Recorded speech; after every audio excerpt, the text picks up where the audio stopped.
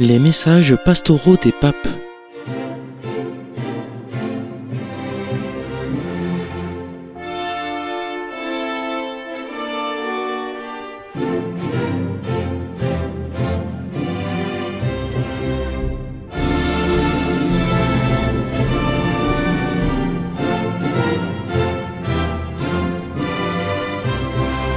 Sur les ondes de Radio Espérance, Denis Lancel nous présente l'enseignement des papes contemporains.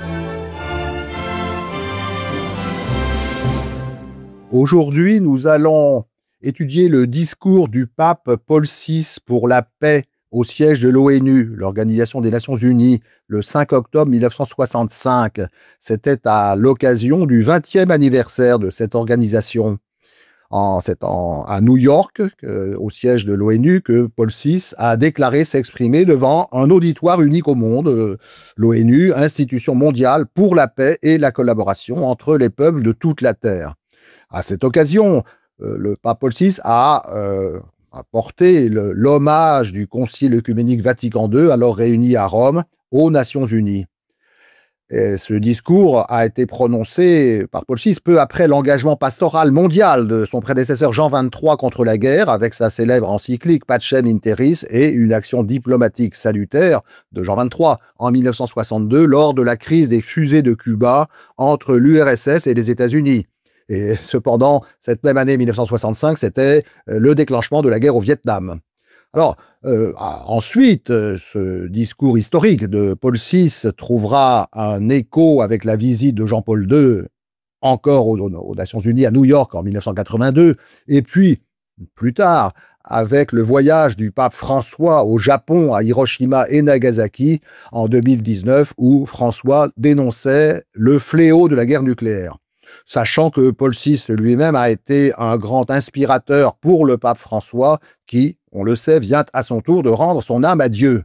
Alors en 1965, Paul VI voyait avec sa visite à l'ONU une rencontre empreinte à la fois de simplicité et de grandeur.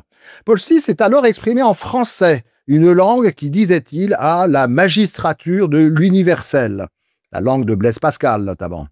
Et puis Paul VI, s'adressant aux Nations Unies, tous ces diplomates disaient « Celui qui vous parle est un homme comme vous, il est votre frère, et même un des plus petits parmi vous, puisqu'il n'est investi que d'une minuscule et quasi symbolique souveraineté temporelle, le minimum nécessaire à Rome pour être libre d'exercer sa mission spirituelle et assurer ceux qui traitent avec lui qu'il est indépendant de toute souveraineté de ce monde. » Et alors, comme pape, il a dit aux représentants des Nations Unies n'avoir aucune puissance temporelle réelle, aucune ambition d'entrer avec vous en compétition. Il disait aussi n'avoir rien à demander, tout au plus un désir à formuler, une permission à solliciter, celle de pouvoir vous servir dans ce qui est de sa compétence, avec désintéressement, humilité et amour. Et pourtant, disait encore Paul VI, ce moment a été empreint d'une singulière grandeur, parce que la mission du pape, c'est d'être porteur d'un message pour toute l'humanité, non seulement en son nom personnel et au nom de la grande famille catholique, mais aussi plus largement, dans un esprit œcuménique, au nom des frères chrétiens qui partagent ses sentiments. Et puis, eh bien, tel le messager qui remet une lettre qui lui a été confiée, Paul VI, successeur des apôtres, de l'apôtre Paul notamment, a conscience de vivre un instant privilégié où s'accomplit un vœu que l'Église porte dans son cœur depuis près de 20 siècles. Et alors, disant ainsi, c'est depuis longtemps que nous sommes en route. Nous célébrons ici l'épilogue d'un laborieux pèlerinage depuis le jour où il nous fut commandé par le Christ. Allez porter la bonne nouvelle à toutes les nations. Alors ici, Paul VI disait à New York, en 1965, nous avons un heureux message. D'abord, une ratification morale de la haute institution de l'ONU.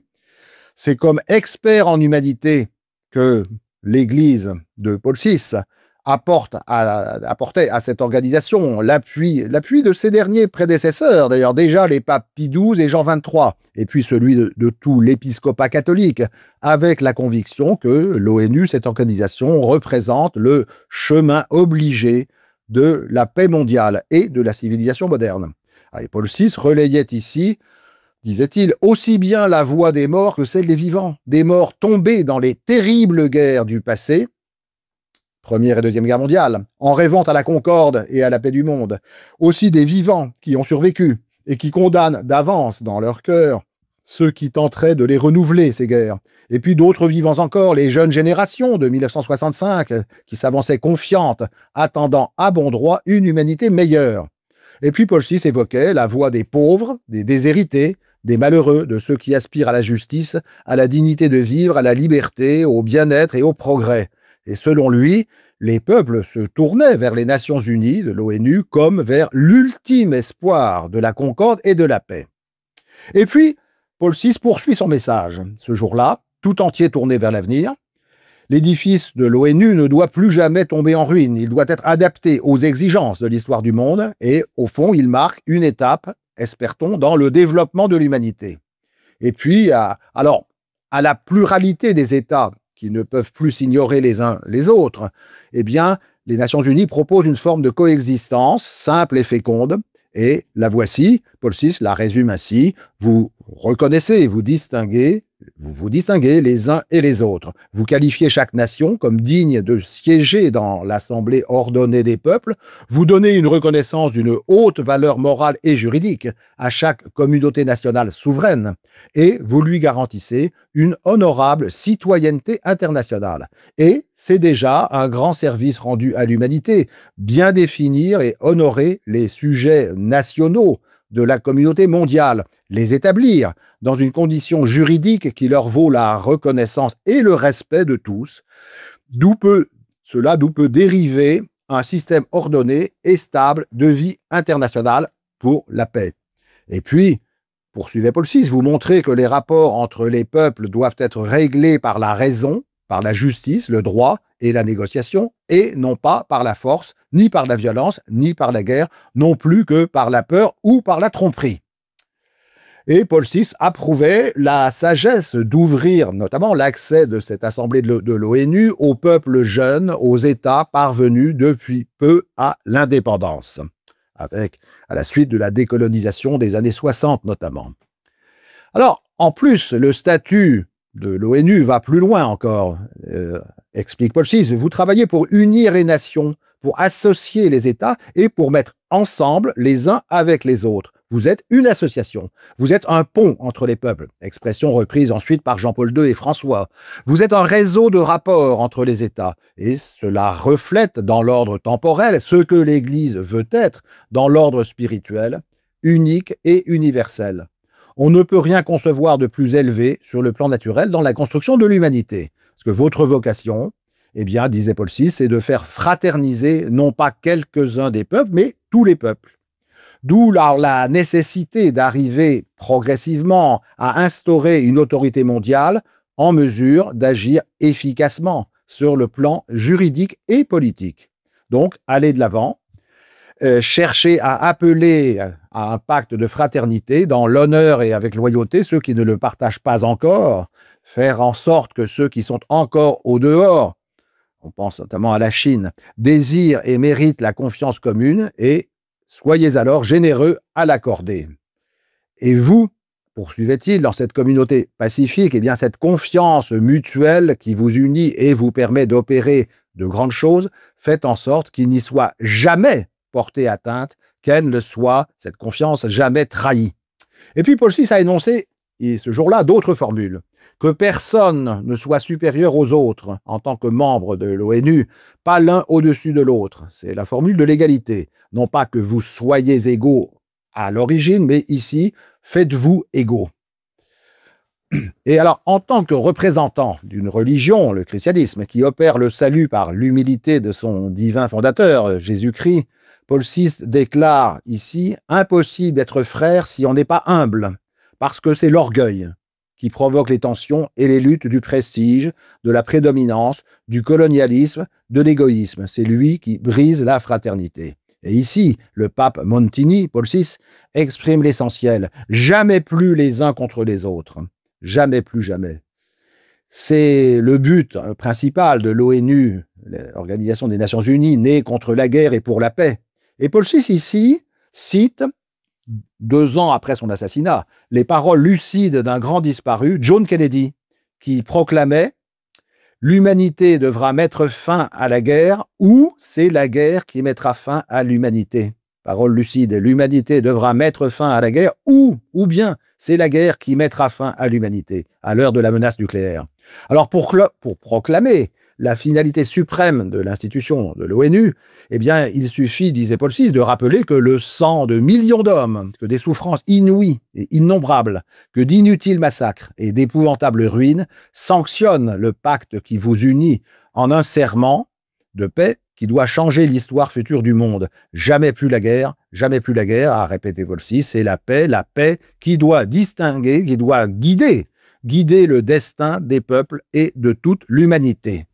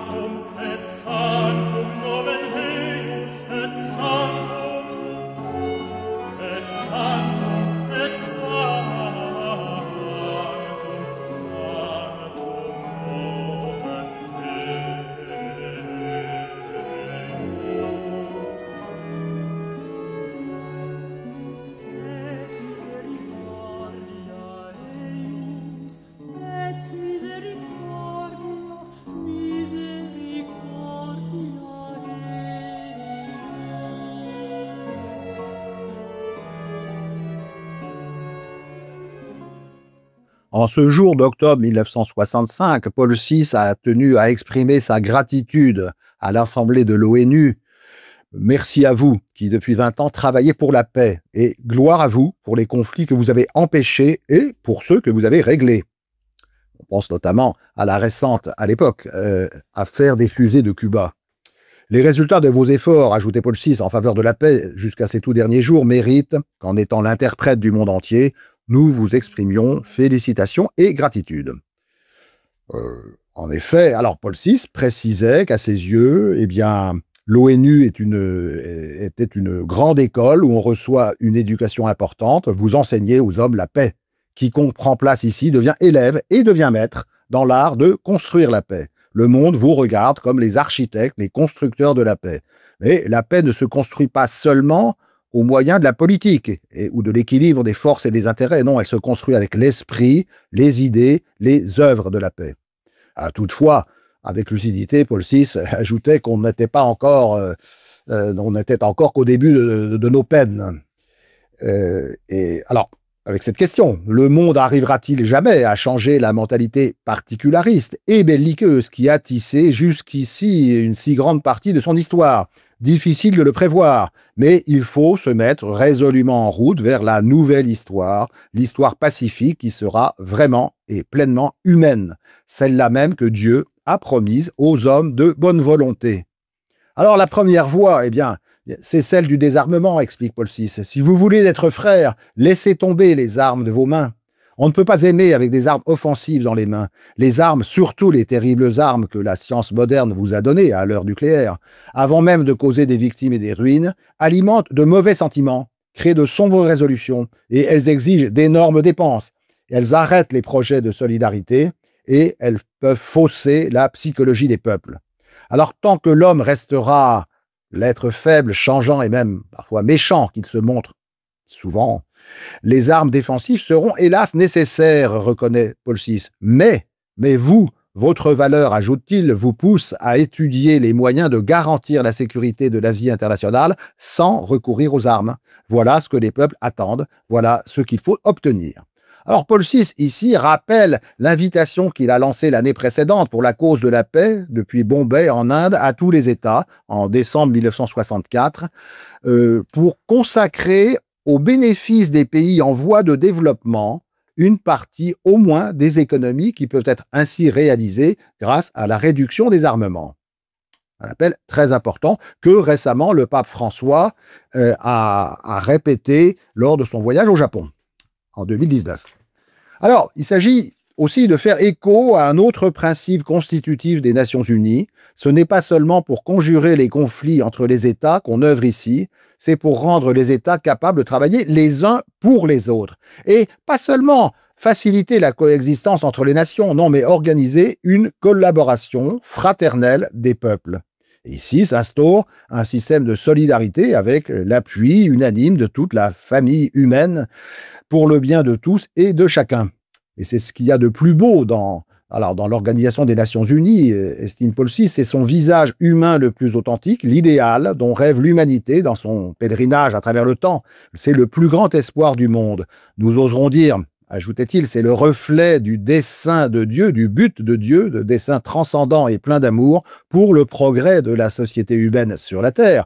Un reflet où nous voyons le message évangélique de céleste se faire terrestre. Ici, en effet, il nous semble entendre l'écho de la voix de nos prédécesseurs et de celle en particulier, rappelait-il, du pape Jean XXIII, dont le message, l'encyclique de Pacem in Terris, paix sur terre, a trouvé, parmi vous, une résonance significative. Alors, ce qu'on proclame ici, constate Paul VI, ce sont les droits et les devoirs fondamentaux de l'homme, sa dignité, sa liberté, et avant tout la liberté religieuse. Vous êtes les interprètes de ce qu'il y a de plus haut dans la sagesse humaine. C'est, dit-il à ses interlocuteurs, car c'est avant tout de la vie de l'homme qu'il s'agit, et la vie de l'homme est sacrée. Personne ne peut oser y attenter.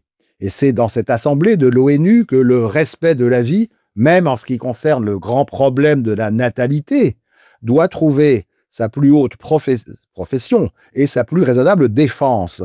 Et la tâche de l'ONU, c'est de faire en sorte que le pain soit suffisamment abondant à la table de l'humanité, et non pas de favoriser un contrôle artificiel des naissances qui serait irrationnel en vue, qui aurait pour but simplement de diminuer le nombre des convives au banquet de la vie. Ici, Paul VI annonce déjà un thème majeur d'une future encyclique Humanae Vitae sur la vie humaine. Il s'agit en fait d'assurer à chaque homme une vie conforme à sa dignité. C'est l'accomplissement de l'annonce prophétique qui s'applique très bien à l'ONU. C'est un texte de la Bible. Ils fondront leurs épées pour en faire des charrues et leurs lances pour en faire des socs. Donc, Alors, la question ici de Paul VI, est-ce que vous n'employez pas les énergies de la Terre et les magnifiques inventions de la science, non plus alors en instrument de mort, mais en instrument de vie pour la nouvelle ère de l'humanité? En sachant avec quelle intensité l'ONU, l'Organisation des Nations Unies, travaille pour aider les gouvernements à hâter leur progrès économique et social, en s'employant aussi à vaincre l'analphabétisme et à répandre la culture dans le monde, à donner aussi aux hommes une assistance sanitaire appropriée et moderne, et à mettre au service de l'humanité les merveilleuses ressources de la science, de la technique, de l'organisation. Alors, Paul VI ajoutait que l'Église, qui le représentait, souhaite aussi donner l'exemple, malgré la petitesse la modestie de ses moyens, en donnant à ses institutions caritatives un nouveau développement contre la fin du monde et en faveur de ses principaux besoins. Et c'est ainsi et pas autrement qu'on construit la paix. Alors cet édifice, eh bien, que l'ONU construit ne repose pas sur des bases purement matérielles et terrestres, parce que ce serait alors un édifice construit sur le sable. Non, il repose avant tout sur nos consciences. Et le moment est venu de la conversion, de la transformation personnelle, du renouvellement intérieur. Parce que nous devons nous habituer à penser d'une manière nouvelle l'homme, d'une manière nouvelle aussi la vie en commun des hommes, d'une manière nouvelle également les chemins de l'histoire et les destins du monde, selon la célèbre parole de saint Paul. Revêtir l'homme nouveau, créé selon Dieu dans la justice et la sainteté de la vérité, dans l'épître aux Éphésiens.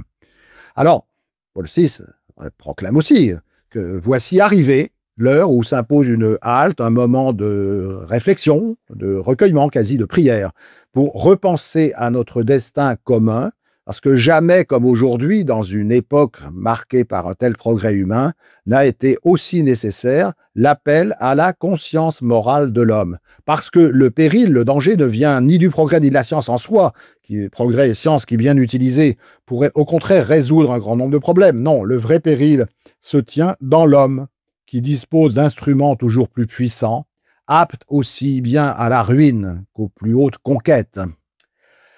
Et l'édifice de la civilisation moderne doit se construire sur des principes spirituels, les seuls capables de l'éclairer et de l'animer. Et ces principes, ces indispensables principes de sagesse supérieure, ne peuvent reposer que sur la foi en Dieu. Le Dieu inconnu peut-être dont parlait saint Paul, inconnu de ceux qui, pourtant, sans s'en douter, le cherchaient et l'avaient près d'eux, comme il arrive à tant d'hommes de notre siècle, disait encore Paul VI au XXe siècle. Et, eh bien, alors, avec la révélation que le Christ nous a faite de lui, c'est du Dieu vivant, le Père de tous les hommes, qu'il s'agit. Alors, la même année, dans l'encyclique Mense Maio promulguée le 29 avril 1965, Paul VI, encyclique se signifie le mois de mai, Paul VI met l'accent sur la Vierge Marie dans un appel à prier pour la paix dans le monde au cours du mois de mai, ce mois-là. Et eh bien, c'est au milieu déjà du Concile Vatican II que Paul VI a invoqué Marie comme mère de l'Église pour guider les délibérations et la mise en œuvre ultérieure des résultats de ce concile. Et ce pape a conféré officiellement ce titre, introduit par Ambroise de Milan, un de ses prédécesseurs à l'archevêché de Milan, lors de la fête de la présentation de Marie en novembre 1964 déjà. Et Paul VI exhortait les dirigeants du monde à rechercher des solutions diplomatiques plutôt que de recourir à la guerre.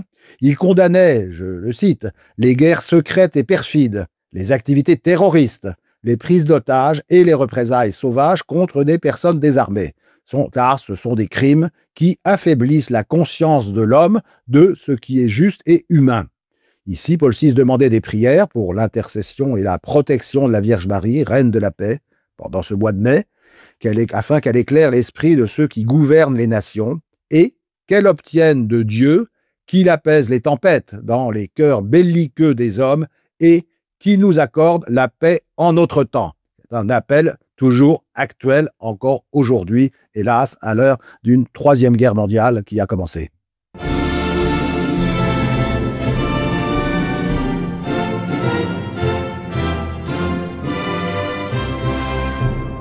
C'étaient les messages pastoraux des papes par Denis Lancel.